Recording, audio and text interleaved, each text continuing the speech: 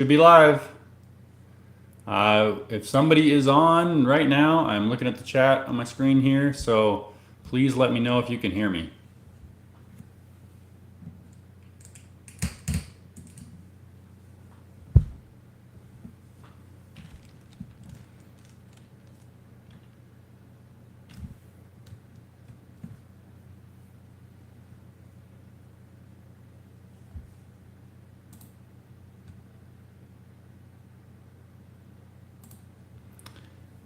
All right, I'm just waiting for somebody to let me know if they can hear me, and I'll get started.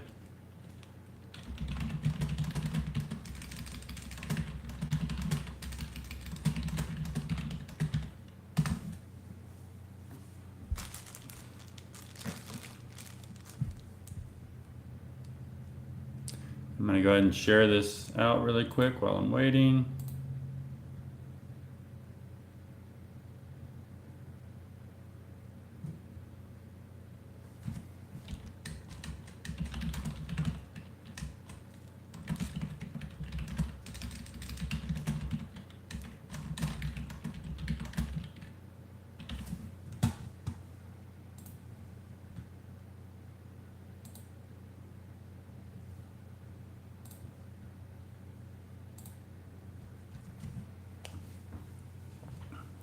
All right, still waiting for somebody to let me know if they can hear me. I do see three people now in the chat, or on this live stream. So if you can just let me know in the chat box if you can hear me. Just want to take care of that quickly if it's not working. I got some cool stuff to share today.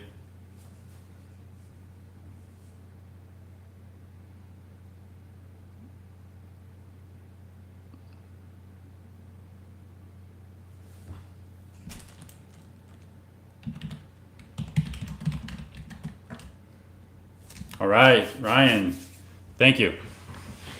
Okay, cool. Well, I will go ahead and get started here. Welcome to the Wakeman channel, another live stream. So I did a live stream about a week and a half ago, and it was a couple of days before my surgery. So yeah, and I talked about doing a live stream after surgery sometime after I got home to kind of have a follow up. And that's what this is. So I've got some really cool stuff to share and a couple of topics to discuss. But otherwise, this is basically just a platform or a live stream so that anybody that wants to can ask questions as well. So I'll just start off by saying the surgery is complete. I know some of you probably already know this because if you follow me closely, I did share a short on YouTube about me leaving the hospital, and that was a week ago yesterday. And I've been doing really well. And I'm going to share a few details on that today. I'm looking forward to hopefully getting back on the water and enjoying my boat in the lake early June. That's kind of my goal right now. That's my goal for going back to work as well. I'll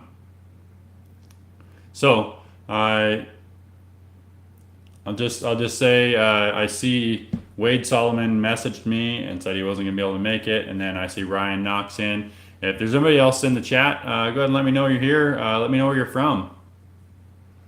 And just to let you know, in case you don't, I am currently sitting in Billings, Montana.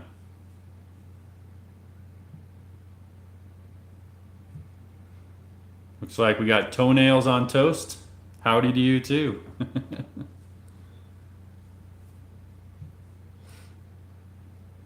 So a couple of the things I'm going to share today is I have the video that's coming out next week is the video where I discuss details about my situation prior to going out to have surgery. So it's really I'm always a couple weeks ahead, typically on my videos, and that helps me kind of basically when I miss a week like I did last week, it makes it to where I have the ability to catch up. Oh, greetings back. Greetings from England. That's pretty cool. Um, so the video next week is talking about my situation prior to going out to Washington and getting surgery. And then the video that follows that for the next week is going to be our whole trip, including driving out there, a few things we did while we're there, and then appointments, being at the hospital, going into surgery, coming out of surgery, and also some really cool stuff. And I'm going to share something with you right now, just really quick to give you a sneak peek, and that's going to be kind of my gift to you for being here at this live stream, or just tuning into my live streams in general, even if you play them back later. So one of the coolest things that came from the surgery is the fact that, so first of all, if you're not aware, I have what's called a distal femoral hinged knee replacement, which is quite different from a normal knee replacement, and the big difference is that it's hinged. So I don't have any ligaments in my knee. I don't have anything that ends with an L, which is MCL, PCL, ACL, all those things. I don't have those. All they had to do is replace parts. And I actually have the parts that they replaced with me now, and I'm going to give you a quick little sneak peek of that. I do detail it and show it in detail in the video that's going to come out on, I believe it's May 17th. But for a gift to you for being here right now, I'm going to show it to you. I've got it in my hand right now, and I want to show you what it looks like. But I'm only going to show it for a moment because I don't want to ruin the video that's coming up on May 17th. So you can kind of hear it clinking around. This is a titanium knee. So here's going to be your quick look. Okay, so here it comes. So that is my hinged knee. Those are the parts they replaced. They did that on a week ago Tuesday. So I'm trying to remember the date. It was April 26th. So I am a week and 2 days out from surgery currently. That being said, another thing I'll share with you here in a little bit is I'll show you what it currently looks like, what my knee currently looks like, the surgery, incision and how it's doing. Hopefully it's not something that will gross you out, but I think it's looking great. I had a drain on to drain fluid and blood that's building up after surgery.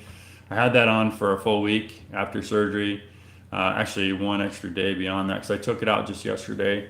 I've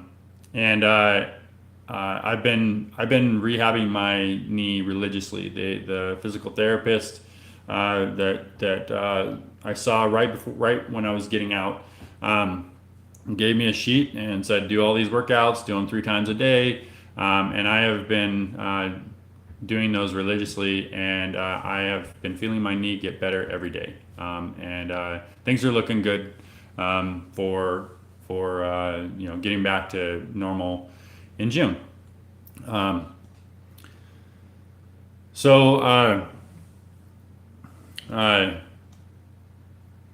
do have a couple of things to talk about on top of that.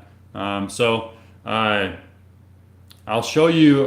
I'll show you something I purchased here recently to help enhance the videos on the channel.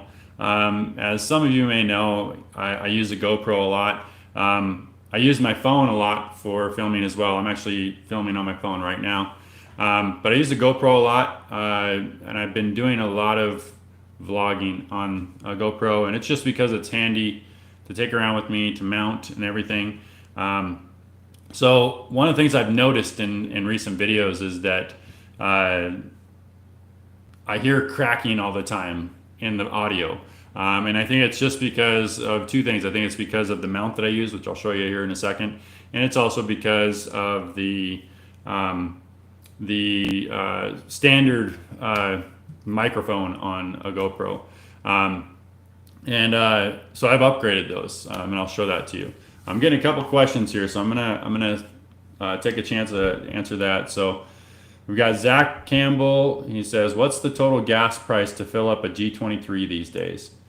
I can calculate that for you really quick.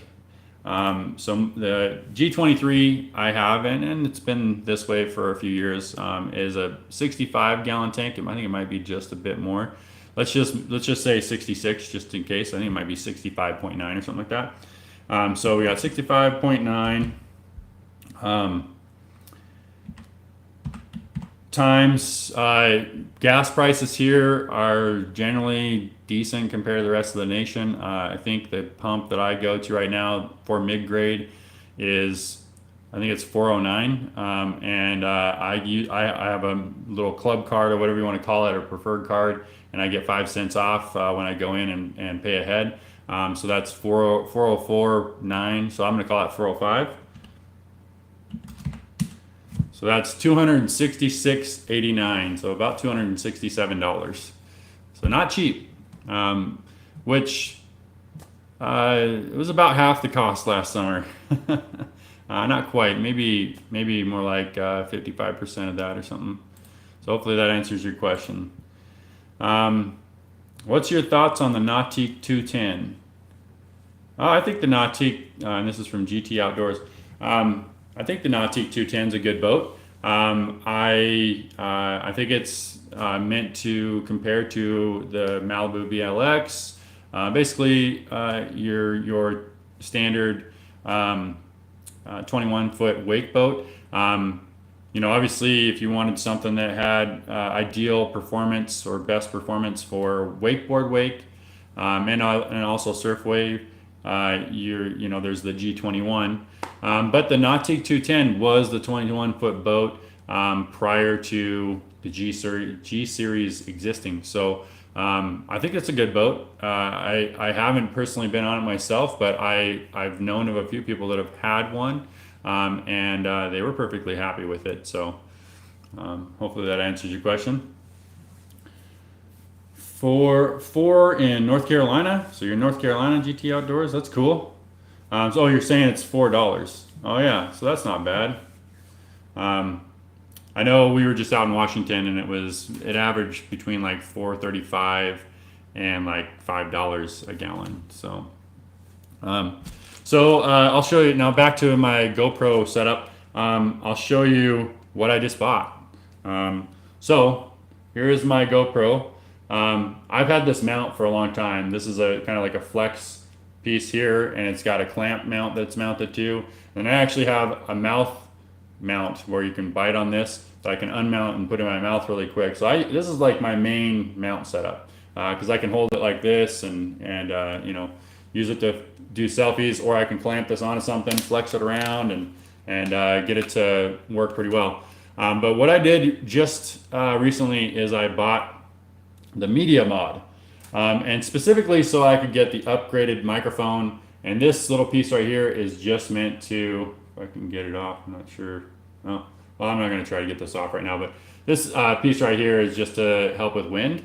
So I figured I'd just leave it on all the time, unless I'm doing water stuff, like when I mount it to the back of the boat. I'll take it out of this and I'll put it in. I've got a floaty that I put it in, and then it's also got this light right here. So now I've got lighting right at hand, as opposed to, I've got a light I'm using right now right above me, it's on a tripod, and obviously that's not convenient for taking around with me. I also have a kind of a shop light that I use all the time when I'm out in the garage, but now I've got one right with me. So anyways, that was something I wanted to share. I think my videos will get upgraded a little bit. I try to do some sort of upgrade on my videos for quality whenever I can. I am a subscriber to GoPro, so the light and the full media mod, they're two separate pieces, and I think it cost me $90. So anyways, that's my recent upgrade.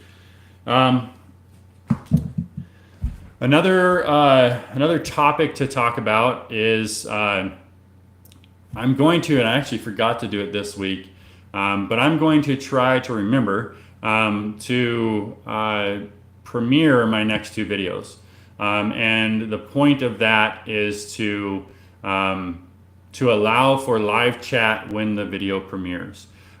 So next Tuesday, which I think is May 10th, and then the following Tuesday, May 17th, and maybe even one more time, I will premiere the video, and that will give me the ability to live chat while the video is playing for its first time. So those that tune in right when it goes live, and you can set a reminder to remind you of that. But if you tune in right as it's going live, then a lot like this when we're live streaming, I should say. I correct myself there. Then you'll have the ability to chat with me like you have the ability to in a live stream right now, but it's an edited video that you're just watching for the first time, but you can live chat, whereas this is a live video that has live chat included. Those are most of my updates. Here in a moment, I'll give you a sneak peek of my knee and what it looks like currently. So any other questions for me? It looks like maybe I only have GT Outdoors with me right now. It's hard to tell because it keeps on changing a bunch, but thanks for joining though, for sure. I appreciate every single person.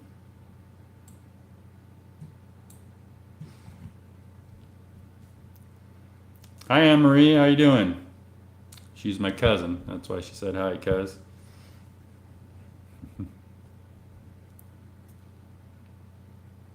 Thanks for tuning in.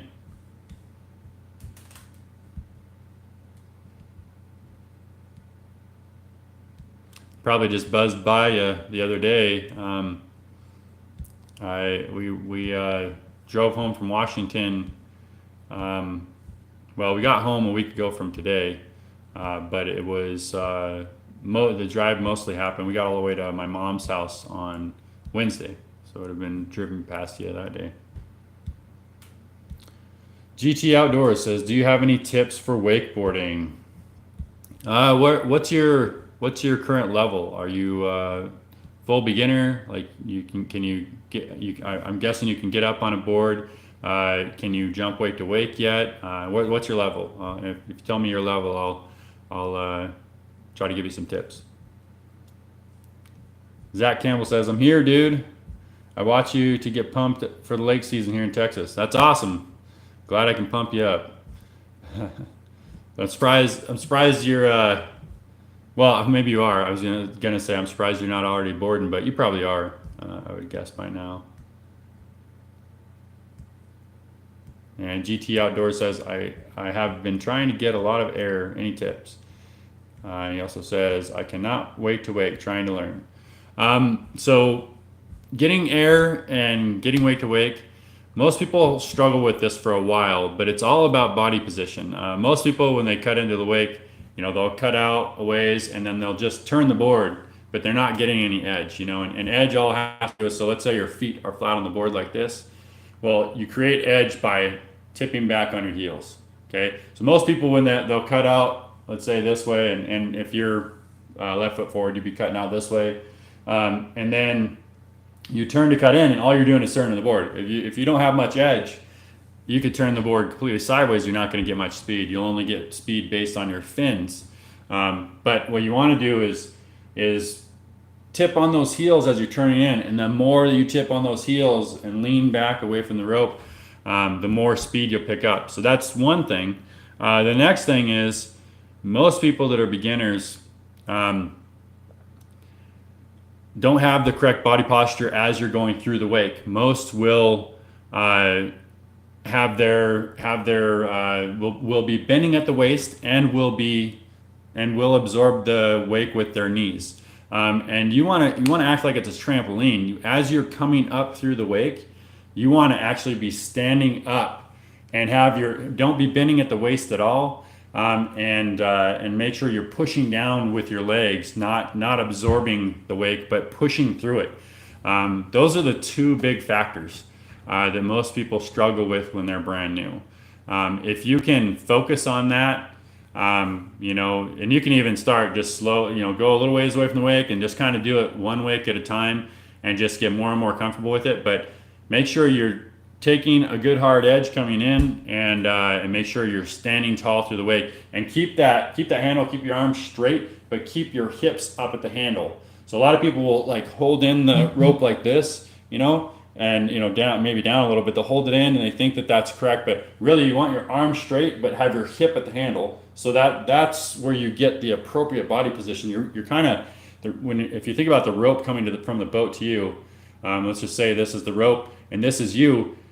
When you're edging, your body position should be like this, so you're cutting through the wake like that, you know. As you're cutting out, it might be different, but when you come back in, your body position, if I was to look at you from the side and you're doing it properly, it would look like this. And as you're coming through the wake, you're going to stand tall. So, and you can literally, you know, one of the things that I teach people a lot when they're at that level is, you don't need to bend your knees at all. So as you stand tall through the wake, just keep standing up. As you get to an intermediate level and you want to start doing grabs and stuff, that's where when you know you're in the air, you start bringing your knees to your chest. But if you're learning wake to wake, you don't need to bring your knees up at all. Just push down and keep your legs down. That'll help you get. And then the only time when you'll lift your knees is as you're touching the water on your landing, you can absorb that landing. But just keep your, you know, I'll go out and I'll show people, just stand up through the wake and then just keep standing up. Hopefully that helps. And Zach Campbell says, if I could afford a boat, I would go as early as you. Awesome. Yeah. So you don't have a boat. That makes sense. Well, you know, there was a period of time where I had a Craigslist ad going on a consistent basis where I was looking for riders in my area. I don't do it anymore because I'm good with where I'm at. But my suggestion would be to try to get hooked up with some people that go all the time. If you find that somebody who's riding seriously like me, they're going to be looking for you know, somebody to share the cost or somebody to just sit in the boat, because there's probably lots of days when they want to go out and they don't have a driver or a spotter. Now I think in Texas you guys don't require spotters, but here there's a spotter required. So you know, there was a period of time where I was always looking for a spotter. So and occasionally a driver. So try to get hooked up with somebody that you can do that with. Anne-Marie says, nice, I'm up on the hill in Missoula. Yeah, I wondered, I thought you might be, I can't remember where it's at, but Thompson Falls or something like that. But yeah, we stopped in Missoula for gas on the way out, and we stopped in Missoula to eat at the Cracker Barrel really quick on the way home. But we were kind of in a hurry both ways. So, and Zach says, have to use a friend Supreme, and he doesn't go until Memorial Day, so I'm out of luck until then. Yeah. Hey, get creative, and find more boats you can ride on, you know, and you'll make it to owning a boat yourself someday if that's what you really want, I'm sure. GT Outdoors says that makes a lot more sense. I can do a grab but can't get wake to wake. Yeah, work on getting wake to wake. That's one of the fundamentals, and I think if you you know, if you just a lot of wakeboarding is working on drills. There's an app I have on my phone called Wake Tips. I've used a lot. I think I had to pay like $5 for it the first time, but it's been good ever since. And what's great about it is I can look at it while I'm out on the water. And then I've used Sean Murray's Detention 2012, I think it is. It's like a 3 CD pack or 3 DVD pack, where I'll be just sitting back at the camper, because we're camping a lot, or at a camper anyways, even back home, and I'll just pop in the DVD and watch what to work on. And he does a really good job of showing visualizations and giving good tips, especially for the basic stuff. So those are a couple more suggestions for you. Okay, so thanks for asking the questions, guys. Keeping me involved here. But now what I'm going to do, I'm going to grab the camera. I'm going to sit back here, but I'm going to grab the camera and I'm going to show you what my leg looks like and show you kind of how it's healing. And hopefully I don't gross anybody out, but I think it's looking pretty good. So, all right. Don't mind the moving around of the camera and the noises for a second. All right, here goes.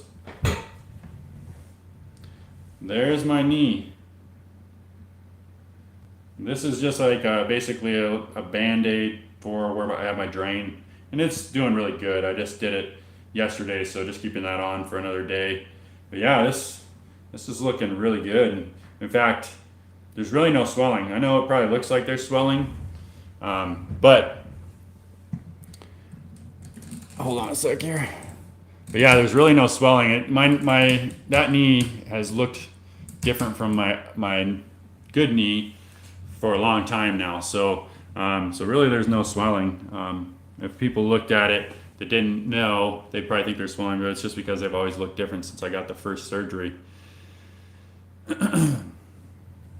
So yeah, I'm happy with that. I'm able. One of the great things is I was on crutches for 2 weeks and 2 days, I think. Couldn't do anything, other than without my crutches. It really sucked. But immediately after the surgery, I could get around without crutches a little bit. But I wasn't supposed to do it much for the first week, and then after that, now I've been doing a little bit of walking every day to try to help rehab my knee. In addition to those workouts.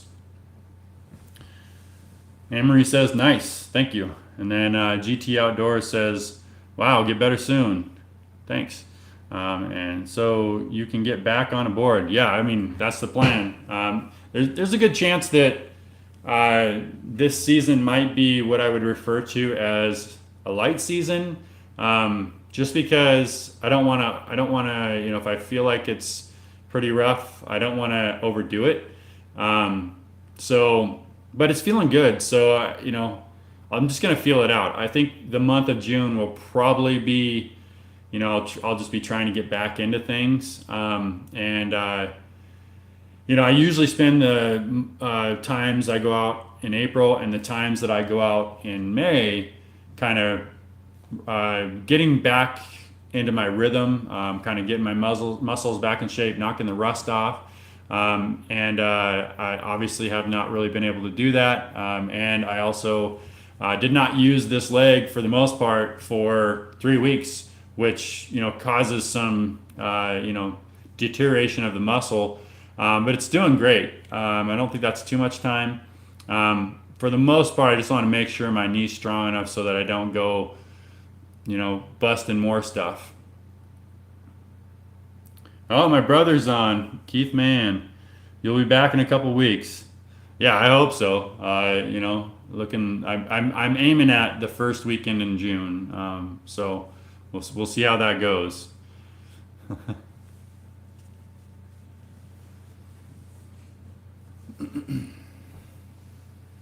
All right, I'll probably stay on for another 15 minutes ish, depending on whether or not we're still going here, if there's still questions. But yeah, if you have any other questions, keep on asking. Again, I'll say I'm going to premiere the next few videos, which means there will be live chat for initially right when the video goes live. So you'll have the ability to basically tune in right at that time and then chat with me like you can right now, if you're watching this live.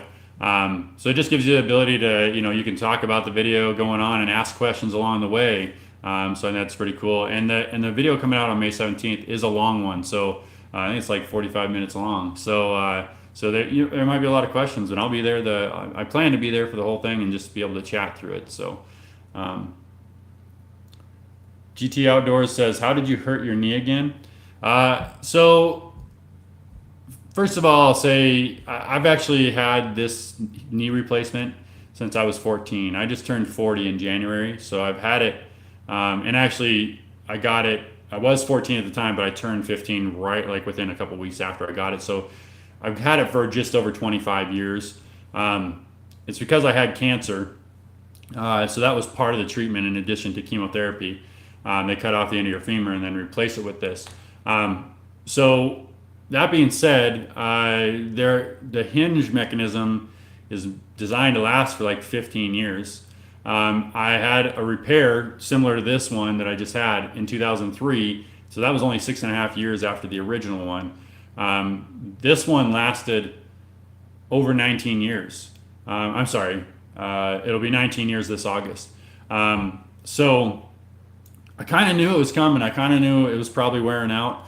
And I could feel some differences in the last couple of years. And I had literally just said before it happened to my wife, hey, my knee's not feeling quite right. But all I did was I stepped out. I was helping a buddy run wire through their new shop build. And I just stepped off the ladder obviously a little carelessly, and I hyperextended my leg, and it just busted. And in the video that comes out on May 17th, I detail how that happened, or how it busted, how the part that I just showed in this video, the replaced parts, I detail how it broke, because I've actually got the broken pieces here. So make sure you watch that. But yeah, all I did was step off a ladder, but I'm pretty sure that the part that did break was wearing out for those 19 years, you know. In fact, when I had the repair in 2003, the pin that holds the hinge together, that actually wore out and busted. And this time that piece looked great. In fact, really great for 19 years. So yeah, it's just, you know, like a car, you know, parts fail after time. So, and it's not like I'm being easy on it. I've done a lot of snowboarding, motocross, wakeboarding, surfing over the last 19 years. So, my doctor has kind of changed his tune. I remember when I first got this knee, he said this is made for walking. But I thought for sure he was going to tell me stop wakeboarding at this visit, and he didn't.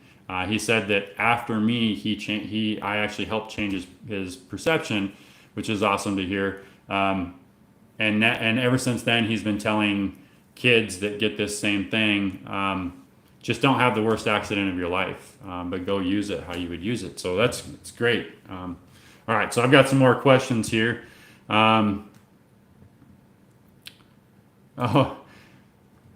Nick says, darn ladder. Yeah, exactly. Yeah, honestly, it was, and a lot of people have said this, it was probably the most controlled way for that to happen.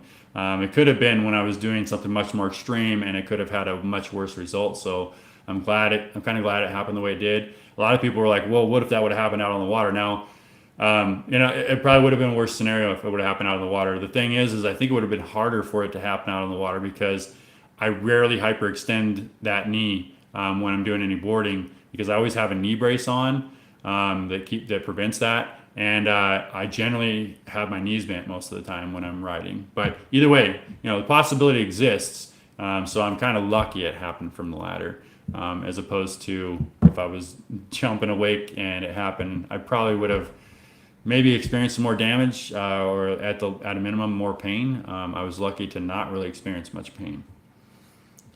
Zach Campbell says, how much do you think I should budget per month for a wake boat expenses roughly? Not a brand new boat, but something with a surf system. Something with a surf system. I mean, it's kind of hard these days, because probably 4 or 5 years ago, I would say you'd at least need a $60,000 boat, maybe a $50,000 boat, that if you want it to have, for example, some sort of surf gate. That's what I think of when you talk about surf system. But now those boats are nuts. I mean, they're going for a 2014 boat I sold back in 2017 is fetching more money than I sold it for back then, right now, which kind of blows my mind. And so I don't know. I would say you know, if you want to have a surf system, if you were to buy it today, I can tell you you're going to be close to $100,000. So, you know, 20 years payments on $100,000, depending on your rate, you know, if I figure it, you know, if you base it off my most popular video, you might have $600 a month payment. And then you probably want to estimate, you know, another couple $100 in there for maintenance and insurance and things like that. So maybe $800 a month. Hopefully that gives you good information. GT Outdoors says, how do you film POV wakeboarding and surfing? So it depends on the scenario, but here's my GoPro right here. And like I said, it has the media mod on it, so I can take this media mod off this case. And usually whenever I do water stuff, I actually put like it's an orange floaty on it so I don't lose it. But this is a mouth mount right here. So I can actually, so that's how I do POV typically. I know there's like a helmet mounts people use. There's also like a headband mount. I've also done a chest mount, but for me, that's been the best because I can adjust this too to where it's sitting at a perfect angle. So that's usually how I do POV. So hopefully that answers that question. GT Outdoors says, oh, that had to hurt. Actually, it didn't. It just felt super weird because it's just metal parts in there. I don't have any ligaments. It really wasn't painful. The crappiest part of those 2 weeks leading up to the surgery was the fact that I couldn't sleep very well. It was hard to find a comfortable position to put my leg in to where it wasn't just like annoying me or hurting a little bit. But for the most part, it just felt tight all the time. And I've explained it a few times now as it's almost like if you held your finger back like this and just left it like this all the time. It's kind of how it felt for 2 weeks. So not really any pain. In fact, my surgery wasn't even that painful. They gave me a spinal block and they gave me nerve blocks for the surgery, and those wore off after surgery. But since then, I have literally only taken Tylenol, and I haven't really hardly taken any medications for like any pain medications for like the last 5 days. I have been on an anti-inflammatory. I just got done with antibiotics, and they've had me on aspirin, to help avoid blood clots and stuff like that. But otherwise, yeah, fairly painless. It's been pretty good. I do have a high pain tolerance though. I've found out through the years and through surgery, so I may not be a good person to judge that by. Nick says, how are you feeling? I feel great, man. I've got a ways to go yet, but my goal is to be back on a board and behind a boat in June. Again, I don't know if I'll be 100% by then, but I do feel like I'll be close. I'm already walking around with no crutches, but I can only do so much, and it gets sore and whatnot, and I don't want to overdo it. Everything's healing up nicely, so I'm feeling good. Recovery expectations. So I think I answered that. I think I'll be back to boating. Now it might be, I explained this maybe before you jumped on, but it might be what I would refer to as a light season, because I'll probably use June to try to get back into things. But I think it'll still be enough to have a lot of fun. So, and number 3 said, going to take others out on the boat and get some film. Yeah, I hope so. Yeah, I mean, there's typically, I always have standing invites for several of my friends, there's certain people that I would love to come out that I've met along the way, but usually everybody has busy lives, and a lot of people are not a fan of my schedule for boating because I like to get out early, and a lot of people think of going boating as like, wake up whenever you want to and get out there at noon and drink and relax and swim, and I'm usually done by noon, but usually if people come out, I'll make an exception and we'll stay out all day. But still, people are not usually a big fan of getting up early, which that's what I do. I get out on the water early. So typically, in order to get on my boat, you got to be able to get up early. Thanks for those questions, by the way, Nick. GT Outdoor says probably 75,000. Yeah, I mean, you could probably. I mean. The big thing is, what kind of a boat are you going to get with a surf system on it? A lot of what I think of, because I'm familiar with it, is like Axis. But Axis didn't start putting the surf system on the boat, the surf gate on the boat, until I think it was 2016. And so you'd have to at least get to 2016, and they're going to be up there. I mean, probably the cheapest one you're going to find these days is going to be 75,000. So it just kind of depends. You could always go the route of buying something that, wasn't very well taken care of, but maybe still runs great. So it doesn't look very good. And then you clean it up and fix it up. I mean, that's kind of what I did with my first wake boat. You can always save a little money there. So hopefully 75,000-ish, but yeah. So yeah, but my thought is something reliable that looks good, that has a surf system. It's probably going to be near $100,000. And GT Outdoor says I saw a Nautique go for 75,000. Cool. I just wonder, did it have the surf system on it though? Did it have the Nautique surf system? So, 'cause that's a big definer. You know, 2013 is when Malibu put their first surf system on, Surfgate. But that's not a boat I would necessarily, you know, I probably wouldn't get a 2013. I would get a 2014 or above, and specifically 23 LSV because, you know, they had to kind of catch up with hull design too. 2013, let's say a 23 LSV with the Surfgate. Yeah, you can use the gates to make a wave, but they were kind of notorious for not making a very great wave. But then in 2014, they changed the hull to complement it, and it started making a pretty awesome wave, and it's only gotten better from there. But then it took a little bit for other companies to catch up with that, and start, you know, basically come out with their own surf system, and then come out with a hull shape that complements that, you know, and so on and so forth. So, and GT Outdoors says yes, it did. Okay, cool. So there's some good information for you. Probably somewhere right around 75,000 then.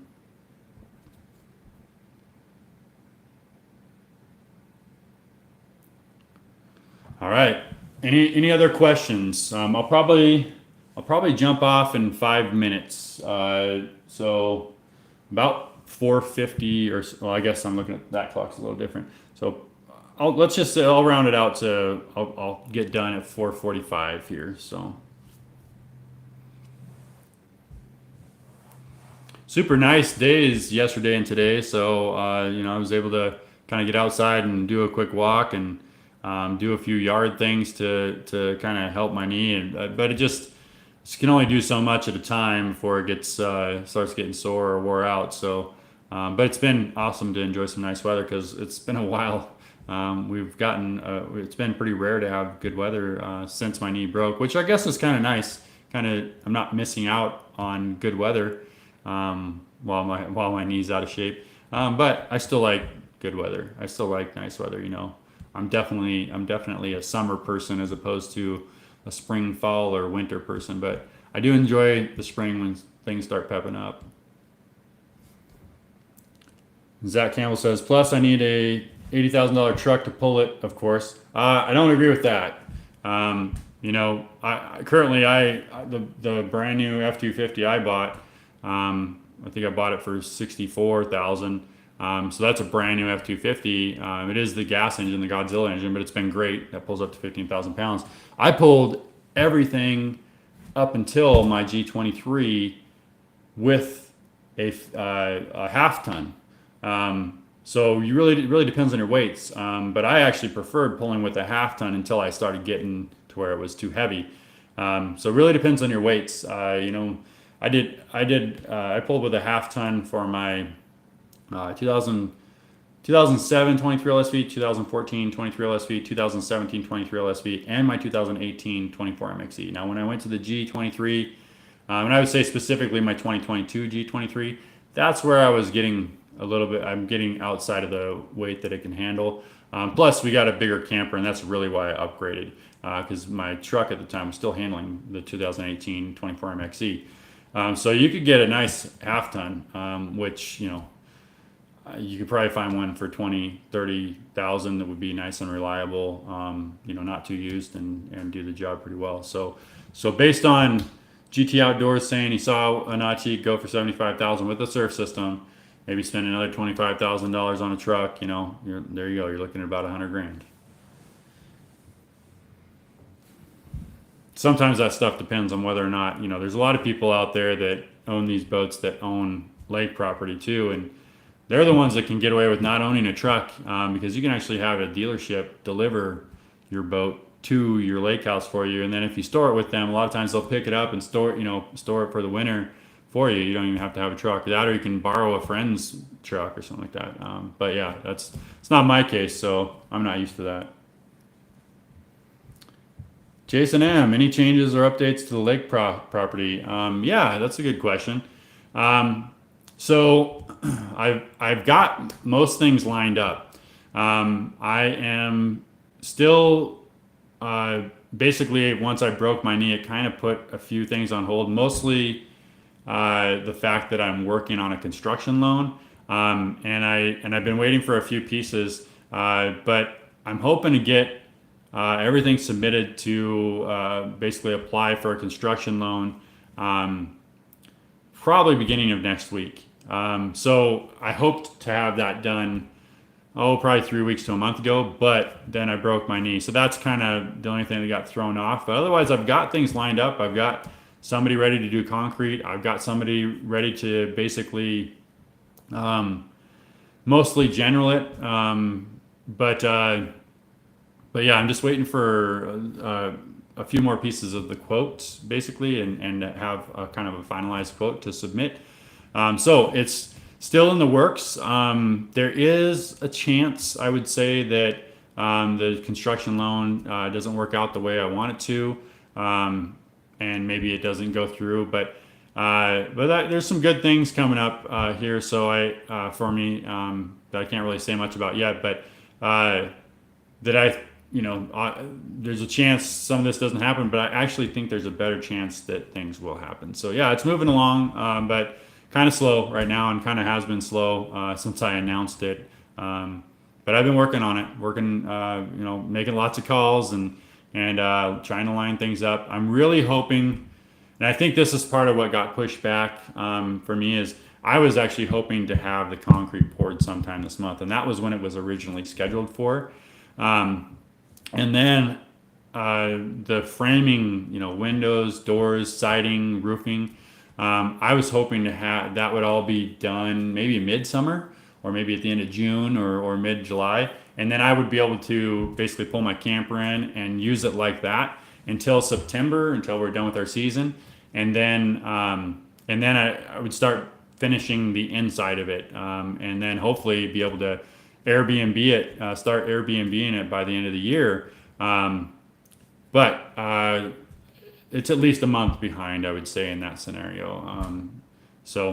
And that's mostly, I would say, some of that's because of my broken knee. Also, weather has affected the schedule of the concrete person, or the concrete business. So they're likely about a month behind too. So concrete might get poured in June. We'll see how it goes though. A good question. Okay, we only have a couple more minutes before I'm going to get off here. Any final questions? Again, thanks for everybody joining and asking the questions. And I always appreciate all my viewers and supporters. It's always great having these live streams so I can connect. And again, I'll remind you that the next 3 videos, so the next, I think at least 3 Tuesdays, I'm going to premiere the video, which means that if you tune in right when it goes live, right when the video is published and publicly viewable, there will be a live chat available. So you can watch the video, and it's an edited video, it's not a live stream like this, but you can watch the video and I will be sitting there available to chat with you live. So you can, as you're watching the video, you can sit there and ask me questions about it, or just BS with me if that's what you choose.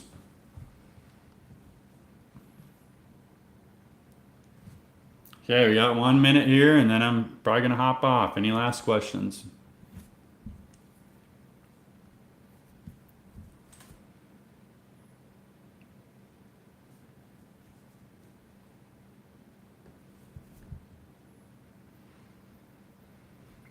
Okay, seems like I must have answered everybody's questions today. I'm going to go ahead and shut this down. So thanks for everybody joining, and we will see you next time.